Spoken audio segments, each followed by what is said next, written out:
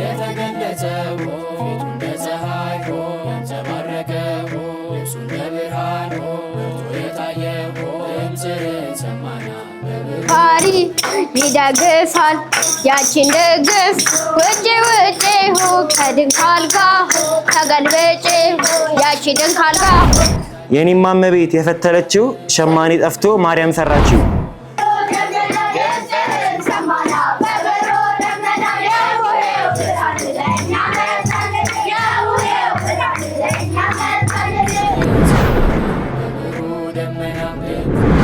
በስመ አብ ወወልድ ወመንፈስ ቅዱስ አሐዱ አምላክ አሜን። በዚህ መሆን ለእኛ መልካም ነው። ወንጌላውያኑ በወንጌል እንደተናገሩ ሊቀ ሐዋርያት ጴጥሮስ፣ ፍቁረ ጊዜ የተባለው ሐዋርያው ዮሐንስ እንዲሁም ወንድሙ ሐዋርያው ያዕቆብ በተገኘበት ታላቁ የእስራኤል ሕዝብ የመራው መናን ከሰማያት ያወረደው ውሃን ከጭንጫ ላይ ተፈለቀው የኤርትራን ባህር የከፈለው ሊቀ ነቢያት ቅዱስ ሙሴ በታደመበት ለ3 ዓመታት ሰማይን የዘጋው ነገሥታቱን ሰይፈር የተናገረው ነቢዩ ኤልያስ በተጠራበት ሰማይና ምድርን በውስጡ ያሉትን የፈጠረ ሥጋ ለብሶ ወደ ምድር ያወረደው ወልደ አብ ወልደ ማርያም ኢየሱስ ክርስቶስ በግርማ መለኮቱ በተገለጠበት በዚህ መሆን ለእኛ መልካም ነው። ጴጥሮስ መልሶ ኢየሱስን ጌታ ሆይ በዚህ መሆን ለእኛ መልካም ነው፣ ብትወድስ በዚህ 3 ዳስ አንድ ላንተ አንድም ለሙሴ አንድም ለኤልያስ እንስራ አለው። የማቴዎስ ወንጌል ምዕራፍ 17 ቁጥር 4። ጴጥሮስም መልሶ ኢየሱስን መምህር ሆይ በዚህ መሆን ለእኛ መልካም ነውና አንድ ላንተ አንድም ለሙሴ አንድም ለኤልያስ 3 ዳሶችን እንስራ አለው። የማርቆስ ወንጌል ምዕራፍ 9 ቁጥር 5። ከእርሱም ሲለዩ ጴጥሮስ ኢየሱስን ጌታ ሆይ አቤቱ በዚህ መሆን ለእኛ መልካም ነውና አንድ ላንተ አንድም ለሙሴ አንድም ለኤልያስ 3 ዳሶች እንስራ አለው የሚለውን አያውቅም ነበር።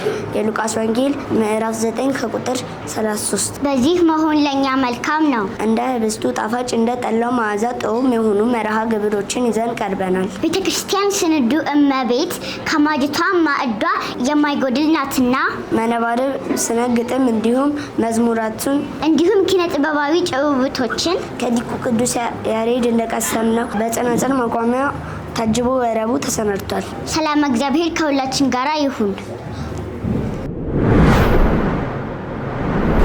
ደህና ዋላችሁ? እንደምን ዋላችሁ? አረግ ምን ነው አትከፍሉ? እግዚአብሔር ይመስገን በወግ ብትሉ እንደምን ዋላችሁ? እግዚአብሔር ይመስገን። ጎሽ እንዲህ ነው። ይመስገን ይመስገን እግዚአብሔር ይመስገን ቸርነቱ በስቶ ለዚህ ያደረሰን። በየበከተማ ሰው ከሰው ለይቶ ባቅራባው ይፈቅዳል። ለእግዚአብሔር ሰላምታ ታቀኛለህ ይላል። ሰው በሰውነቱ መቼ ይከበራል? በእኛ አካባቢ ግን በዚያ በገጠሩ እንዲህ አይምሰላችሁ ሰዎች ሲከበሩ። ነገሩ አይጣራ አይጠየቅ ዘሩ። ሰላም ላንተ ይሁን ይላል ዝቅ ብሎ ያስቀናል ምግባሩ። ስለ ሰላም ዋጋው ስለ ቸርነቱ ስለ ረቂቅ ፍቅሩ ይመስገን እግዚአብሔር ይለዋል ገጠሩ። ከደመቀው ጎጆ ከእናት ከአባቴ ቤት በልጅነት ዘመን ደስታ ከሞላበት በእውቀት መጎልበት በአካል መፈርጠም ጊዜ እየተካበት ትልቅ ሰው ለመባል በፊደል ለቀማ ከተማ ገባሁኝ እውቀትን ልሻማ።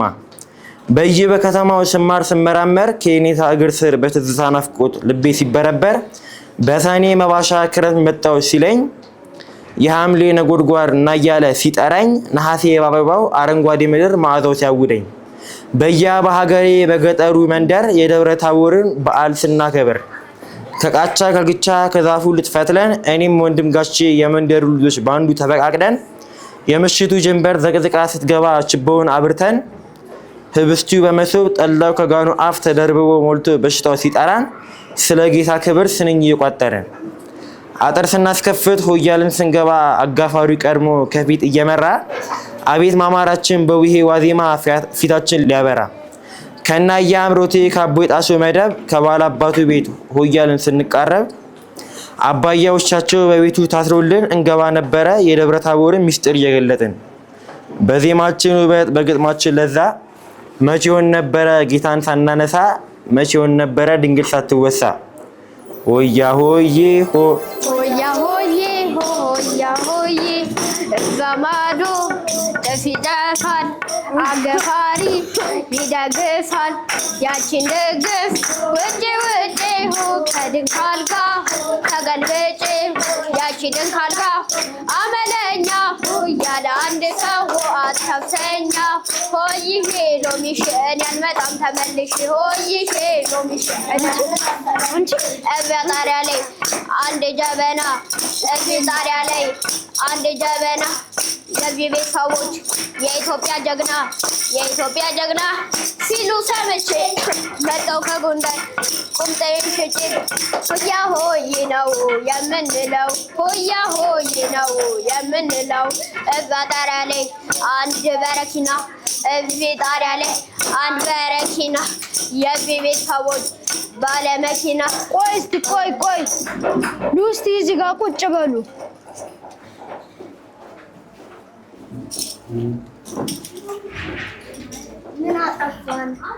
ምንም አላጠፋችሁም። እንደውም የደብረ ታቦር በዓሉን አስተውሳችሁ በመምጣታችሁ ደስ ብሎኛል። ነገር ግን አሁን ስትሉት የነበረው ዜማ ስለምንድን ነው? ስለ ደብረ ታቦር ነው ሙልሙል እንድትሰጡ። እውነት ነው። በደብረ ታቦር ሙልሙል ይጋገራል፣ ጅራፍም ይጮሃል። ነገር ግን የደብረ ታቦር ትክክለኛ ትርጉሙ ይህ ብቻ ነው? እኛ እናቀል አባታችን ይላችሁን ነገር አዳምጡ። እሺ በመጀመሪያ ደብር ማለት ተራራ ሲሆን ታቦር ደግሞ የተራራዋ ስም ነው። ከብዙ ሺህ ዓመታት በፊት ጌታችን መድኃኒታችን ኢየሱስ ክርስቶስ ሶስቱን ደቀ መዛሙርቶች በደብረ ታቦር ተራራ ላይ ይዟቸው ሄደ። ደቀ መዛሙርቶቹም ጴጥሮስ፣ ዮሐንስና ያዕቆብ ነበሩ። ከዛም እንደዛ ሲያደርግ ደብረ ታቦሩ ተራራ ላይ ሁለት ነቢያት ታዩ። እነዛም ነቢያት ሙሴና ኤልያስም ነበሩ። ተራራ ላይ ምን ተፈጠረ? ጌታችን መድኃኒታችን ኢየሱስ ክርስቶስ ፊቱ እንደ ብርሃን አንጸባረቀ፣ ልብሱም እንደ ብርሃንም ነጭ ሆነ። ከዛ ያንን ነገር ሲያይ ጴጥሮስ ጌታ ሆይ እኛ በዚህ መሆናችን መልካም ነው፣ ብትፈቅድ በዚህ 3 ዳሶችን እንሰራለን፣ አንዱን ለአንተ፣ አንዱን ደግሞ ለሙሴና አንዱንም ለኤልያስ አለው። ዳስ ይሰራላቸው ለምን? ምክንያቱም በዛ ቦታ ክብርና ደስታ ስለነበር ከዛ ቦታ መለየት አልፈለገም። ለምሳሌ እናንተ ጣፋጭ ነገር ስትበሉ ማቆም እንደማፈልጉት ማለት ነው። ገባችሁ? እሺ እስቲ አሁን የምትሉትን ዜማ አስተካክልላችሁና ከዛ በፊት ግን ደብረ ታቦር ስናከብር እግዚአብሔር አብ ስለ ጌታችን መድኃኒታችን ኢየሱስ ክርስቶስ የተናገረውን ቃል እያሰብን መሆን አለበት። ያንን እያሰብን እንጂ ሙልሙልን ስንበላ ጅራፍ ስናጮህ እሱ የደስታ መገለጫ እንጂ ዋና የበዓሉ ነገር አይደለም። አሁን አንድ ዜማ ላስተምራችሁ፣ እኔን ተከትላችሁ በሉ። ሆሄ በሉ ሆሄ በሉ ልጆች ሁሉ የእኛማ ጌታ የዓለም ፈጣሪ የሰላም አምላክ ትሁት መሐሪ። እችን እያላችሁ እንዲሁ እንሰራበት። በሉ እንግዲህ የኔ ቤቶች የጌታችንን የብርሃኑን በዓል ስታከብሩ ሆዳችሁን መሙላት አለባችሁ። እናመሰግናለን።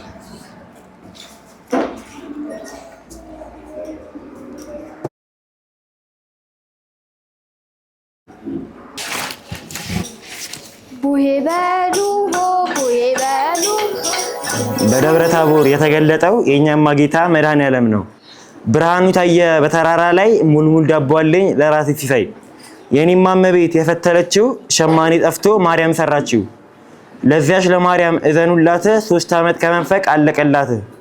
አዛኟን አቤት ማማራችን ድምጤ ሻካራ ባይሆን አንቆረቅሮ ነበር። ጓደኞቼ እነ ገብረ ማርያም ኑሮ ቢሆን ያስደንቋችሁ ነበር። ታዲያ ምን ያደርጋል ያ ሁሉ ደስታ፣ የልጅነት ጊዜ ሳቅና ጨዋታ ተይተ ከተማ በአይኔ ውልውል ሲል የነፋሳቱ ድምፅ ዛፉን ሲያመነትል ሆ ያሉ ሲመስለኝ ትዝ ሲለኝ ፈትል የነጎድጓዱ ድምፅ የጅራፍ መልእክት ፊደል ቢያስቆጥረኝ በሐሳብ ትዝብት ወጣው ተከተማ ከእድሜ ኩይቼ ጋር የቡሄውን ሚስጥር በዜማ ላበስር ታቦር አርሞንኤም ብርሃን በሞላበት እረኛው ጠልትቶ በፍቅር በአንድነት ማዕድ በቀረበበት አብ በሰማያት ሆኖ የአምላክነት ክብሩን በተናገረበት ከታቦር ተራራ እስከ አርሞንኤም ብርሃነ መለኮቱ ሰፍቶ በታየበት ኢየሱስ ክርስቶስ ለሐዋርያቱ በተገለጠበት በዚህ ቅድስት ዕለት ፊደልን ቀምራ ቃላት ያሰናዳች በሊቃውን ቅኔ የተንበሸበሸች ስንዱ እመቤት ቤተክርስቲያን ብሉ ጠጡ እያለች ፊደሉ አንሳቸው ነው ወይስ ሐሳብ ጠፍቶ የቅዱሳን ስም አልበቃቸው ብሎ አባት የቆየውን ታግሶ መከራ ተግቶ የመጠበቅ አለብን አደራ። በሉ እንግዲህ የእግዚአብሔር ቸርነት ምሕረቱ በስቶልን በአባታችሁ እግር ስር ልጆች ተተክተን ትውፊት ስርዓቱን ባህሉን ጠብቀን እንዲሁ እንዳላችሁ እንዲሁ እንዳለን ለከርሞ ያድርሳችሁ ለዓመቱ ያድርሰን። በሉ ደህና ሁኑ፣ ደህና ያገናኘን። ብርሃነ መለኮት በተገለጸበት መልኩ ተለውጦ ጸዳል በሆነበት አብም ስለ ልጁ እርሱን ስሞት ብሎ ከመሰከረበት የሥላሴ ምስጢር ከተሰበከበት ልብን ከሚመስጥ ከዚያ ድንቅ ስፍራ መንፈስን ከሚያድስ ከታቦር ተራራ በዚህ መሆን እጅጉን መልካም ነው ከጌታችን ጋራ። ስብሐት ለእግዚአብሔር ኪያነ ዘፈጠነ ከመን አምልኮ ስብሐት ለእግዝእትነ ማርያም ድንግል ወለተ አምላክ ስብሐት ለመስቀለ እግዚእነ ኢየሱስ ክርስቶስ ኃይልን አወጣወነ።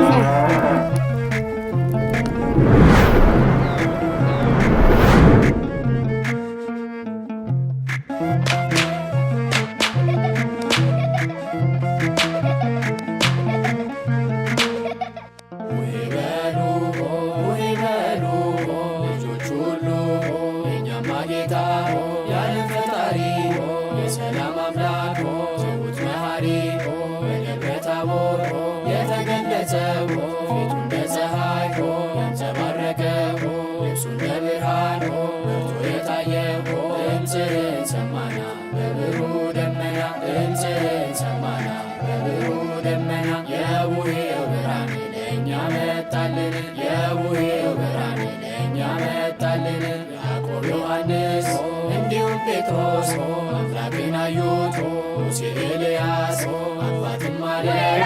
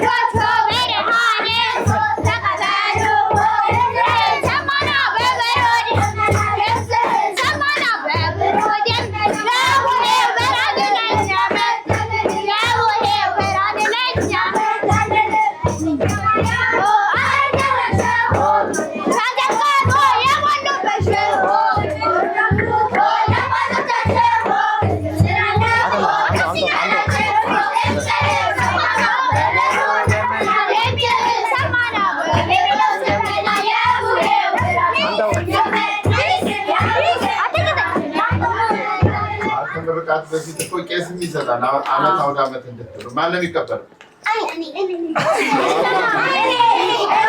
አንድ ወረቀት ናት እኮ በግራ እጅ አይደለም በቀኝ እጅ በሁለት ዓመት አውደ ዓመት ነው።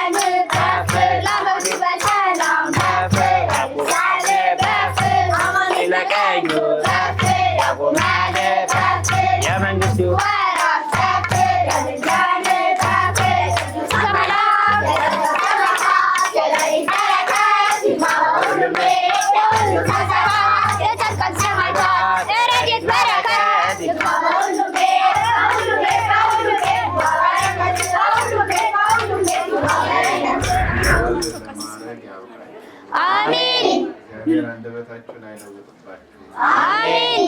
የእናንተ ጸሎት እግዚአብሔር እንደሚሰማ ታውቃላችሁ። አዎ። ድንግል ማርያም እንደምትሰማ ታውቃላችሁ? አዎ። ስለዚህ ለቤተሰቦቻችሁ መጸለይ፣ ለሀገር መጸለይ፣ ለበጎ ትምህርት እንዲኖራችሁ መጸለይ ይሁን። እሺ፣ እሺ። በርቱ። እግዚአብሔር ይባርካችሁ፣ እግዚአብሔር ይቀድሳችሁ። አሜን። እዚሁ ደግሞ ቅድም ምን አላችሁ? ለዓመቱ በሰላም ያደርሰን። ለዓመቱ በሰላም ያደርሰን። አሜን። እግዚአብሔር ይባርካችሁ። እድግ በሉ። አሜን። ልጆቻችን እድግ በሉ። አሜን። ልጆቻችን እድግ በሉ። አሜን። እግዚአብሔር ይባርካችሁ። አሜን። መልካም በዓል። አሜን። አባቴም ቤት አለ ለከትሞ እናቴም ቤት አለ ለከትሞ አጎቴም ቤት አለ ለከትሞ አክስቴም ቤት አለ ለከትሞ ተከምሯል እንደ ኩበት ድምፅህን ሰማና በብሩህ ደመና ድምፅህን ሰማና በብሩህ ደመና የቡሄው ብርሃን ለእኛ መጣልን።